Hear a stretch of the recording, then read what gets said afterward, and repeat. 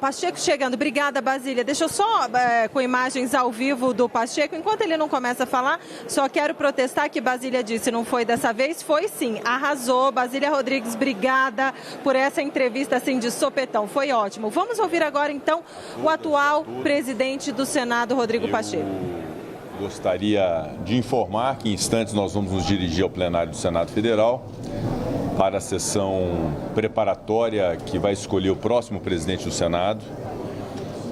Teremos a oportunidade de ouvir todos os candidatos, teremos um processo de votação que eu considero que será rápido e em instantes, em breve, nós teremos a escolha do próximo presidente do Senado para os próximos 2 anos. Eu gostaria, ao final desse meu ciclo de 4 anos na presidência do Senado, inicialmente agradecer a todos vocês da imprensa, todos que aqui estão, todos que não estão também, a imprensa que cobre o Congresso Nacional, pela relação de convivência ao longo desses 4 anos e, de minha parte, um reconhecimento muito verdadeiro sobre a importância do papel da imprensa no Brasil, sobretudo em momentos que se exige a boa informação e a apuração da verdade sobre fatos, em tempos de fake news, em tempos de descompromisso de veiculação de informação pelas redes sociais.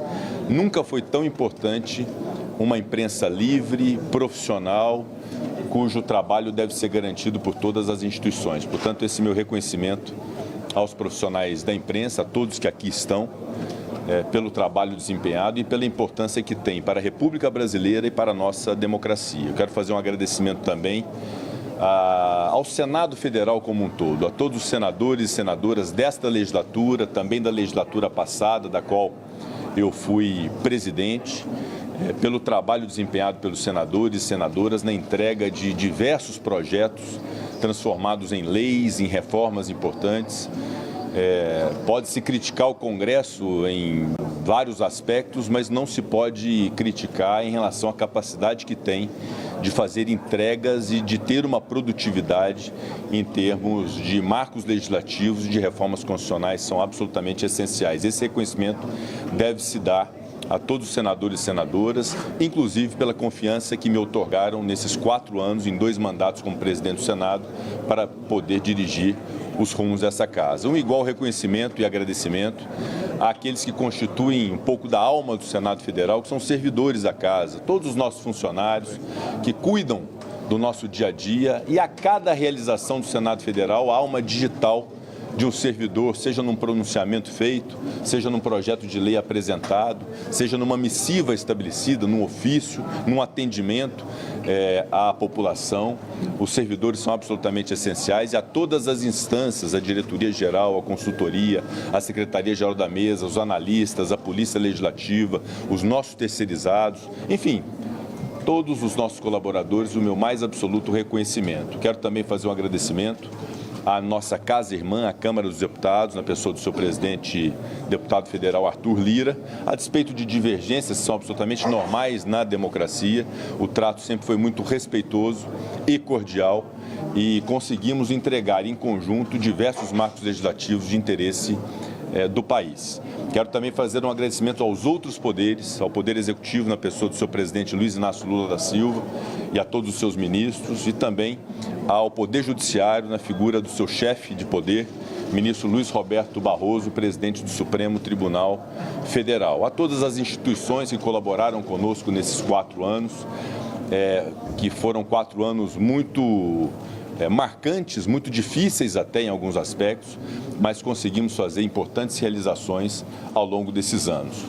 Um agradecimento muito especial à mesa diretora, seja aquela do meu primeiro biênio, seja esta agora do meu segundo biênio, em todos os biênios, na companhia do meu querido senador veneziano Vital do Rego, que foi o meu primeiro vice-presidente nos meus 2 mandatos como presidente do Senado, a todos da mesa diretora, que colaboraram muito com o bom trabalho que nós desenvolvemos no Senado ao longo desse tempo, nas entregas que fizemos e na organização da casa. Há um trabalho chamado de back-office, de administração do Senado, que é um trabalho que exige muita dedicação da mesa diretora, e a mesa diretora teve um papel realmente fundamental nesse período. Então, a todos os meus colegas, o meu reconhecimento. Igualmente aos líderes da Casa, no Colégio de Líderes, quando nós definimos as pautas, e muitas pautas foram concretizadas e entregues para bem da sociedade brasileira, fruto desse trabalho unido de líderes partidários, independente de matizes ideológicos, independente de partidos políticos. O Colégio de Líderes sempre foi um ambiente muito produtivo, muito respeitoso, de muita construção, para que pudéssemos entregar marcos legislativos muito relevantes. Meus agradecimentos aos ex-presidentes da Casa, que me ajudaram muito também com orientações, com aconselhamentos ao longo desse tempo. O senador Davi Alcolumbre, que me antecedeu e que é candidato nessa eleição de hoje, o senador Jader Barbalho, que também foi presidente do Senado, um agradecimento especial ao senador Renan Calheiros, que aqui está comigo e que foi um grande companheiro, um grande parceiro ao longo desse período, como foi o MDB, o seu partido também, com importante apoio à nossa condução. Diversos acontecimentos vocês acompanharam, que foram muito relevantes para a história nacional. Nós iniciamos essa administração no enfrentamento à pandemia, e todos nós sofremos muito na pandemia. Não posso deixar aqui de fazer também um registro que eu considero que deve ser eternizado, o de memória daqueles colegas senadores que, em função da Covid-19, perderam suas vidas no exercício do mandato. O senador José Maranhão, o senador Harold de Oliveira, o senador Major Olímpio. Eu quero fazer aqui esse registro, esse reconhecimento saudoso ao papel de cada um deles, num momento muito agudo da vida nacional. E o Senado Federal não se furtou, muito ao contrário. Teve um papel muito decente, muito íntegro no enfrentamento da pandemia, com proposições de enfrentamento sanitário, mas também com proposições que contribuíram para a sociedade, para os governos, para as prefeituras, naquele momento muito agudo da vida nacional.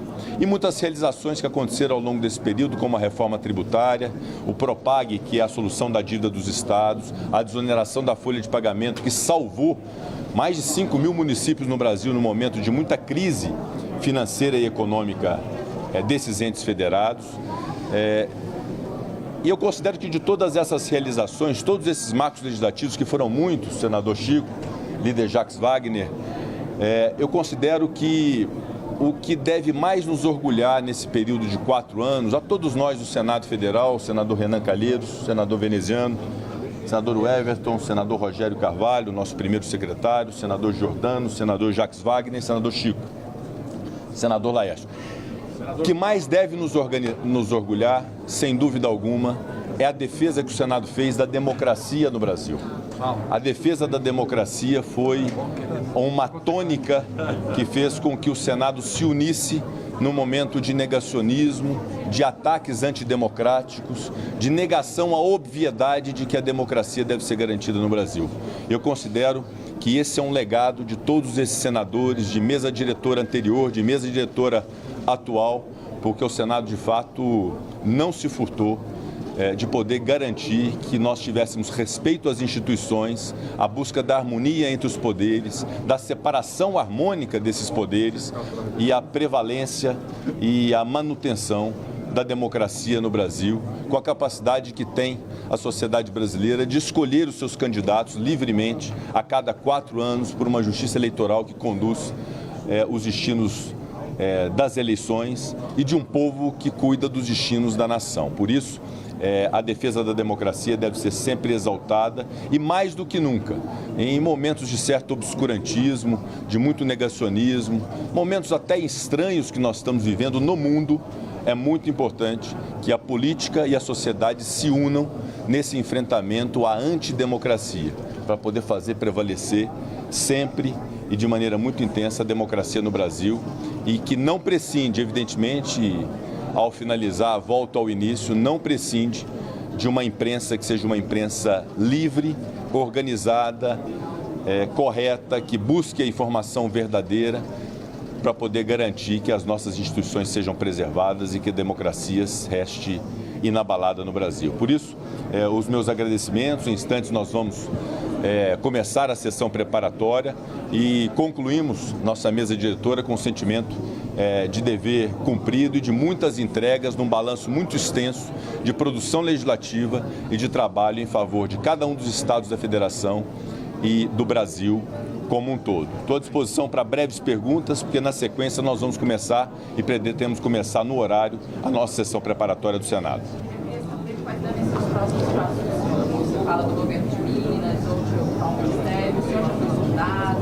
Eu acho que esse momento é um momento de exaltação do Senado Federal, um momento de coroamento da democracia que vigora no Senado com a escolha do seu próximo presidente. Eu considero que aspectos mais individuais do destino, do meu destino ou do destino de qualquer senador, nós vamos ter um momento mais adequado para conversar a esse respeito, mas o que eu posso dizer a você é que eu tenho um sentimento profundo de dever cumprido, de realização na vida pública e vou fazer uma avaliação sobre quais serão os próximos passos muito em breve. O senhor foi sondado?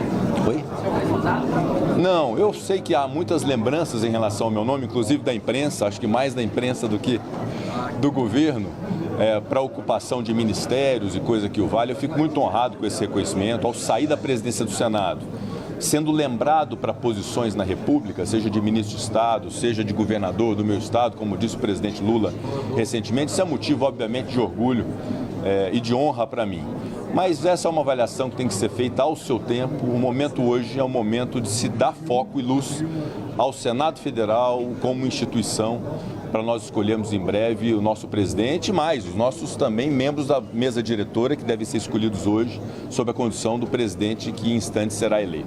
Presidente Lula falou para a gente que quer ver o senhor governador em 2026. Há essa possibilidade, há essa vontade? Olha, quem diz que está na política, que não tem o sonho de governar o seu próprio estado, não está falando a verdade, né? É óbvio que isso é um desejo, isso é um sonho de qualquer político governar o seu estado e, evidentemente, é um sonho que eu sempre tive de ser governador do meu estado. Mas se isso se concretizará ou não, se isso vai ser uma realidade ou não, isso depende de muitas variáveis, de muitas circunstâncias. E, repito, o momento hoje não é dessa reflexão. Eu preciso concluir, como estou concluindo hoje, o meu ciclo de 4 anos na presidência do Senado e faremos então na sequência uma avaliação sobre o futuro. Mas fico muito honrado de um presidente da República, como o presidente Lula, que é um grande político, um ser humano extraordinário, poder ter esse desejo e essa vontade, e mais do que isso, externar isso a vocês, a imprensa, da forma como fez. Isso é um motivo de muita alegria, de muita honra para mim, e eu recebo essa mensagem do presidente Lula com um sentimento profundo de honra e de responsabilidade. O senhor considera que o impasse e o ambiente que se estabeleceu entre governo, executivo e legislativo no último ano em função das emendas parlamentares, no ambiente de desconfiança e de hostilidade, ele já está sanado? E como é que o senhor vê a perspectiva dessa disputa pelo controle do orçamento para os dois próximos anos, tendo em vista que é um ano eleitoral 2026? Olha, é natural numa democracia que os poderes divirjam, há entendimentos diferentes sobre temas variados. Isso é normal que aconteça, o que não se pode é descambar para a agressividade, para a interrupção do diálogo. Isso nunca houve. Eu tenho plena confiança que numa relação harmônica que temos hoje entre os 3 poderes, o judiciário, o executivo e o legislativo, nós tenhamos a capacidade de encontrar solução para todos os problemas, inclusive para essa questão orçamentária. As emendas parlamentares são institutos muito importantes e muito úteis ao desenvolvimento do Brasil, sobretudo do interior do Brasil, das cidades menores, das cidades médias, e óbvio que todos nós queremos que essas emendas parlamentares possam ser mantidas, mas com critérios de governança, de controle, de transparência. E o que nós estamos fazendo hoje é uma discussão profunda sobre o quanto mais podemos fazer para conferir transparência. E eu digo mais, que além dessa questão da transparência, é muito importante que o orçamento seja eficiente. E eu considero que depois da aprovação da reforma tributária, depois de 40 anos de discussão, que nós conseguimos entregar neste último ano, para a sociedade brasileira. Ao corrigir o sistema de arrecadação com a reforma tributária, é inevitável que o Congresso Nacional agora se dedique a outra ponta, que é a discussão do gasto público. a qualidade do gasto público, a eficiência do gasto público, e isso obviamente significará ajustes e modificações do sistema de gastos públicos, inclusive de emendas parlamentares. Então eu considero que a maturidade política, a inteligência somada e o respeito mútuo vão garantir que nós tenhamos um orçamento que seja um orçamento adequado para atender às demandas da sociedade brasileira. Eu confio muito no diálogo e na capacidade de entendimento entre os poderes. Presidente Pacheco, uma palavra, como o senhor define o seu mandato, os seus 2 mandatos, uma palavra. Democracia. Bora lá.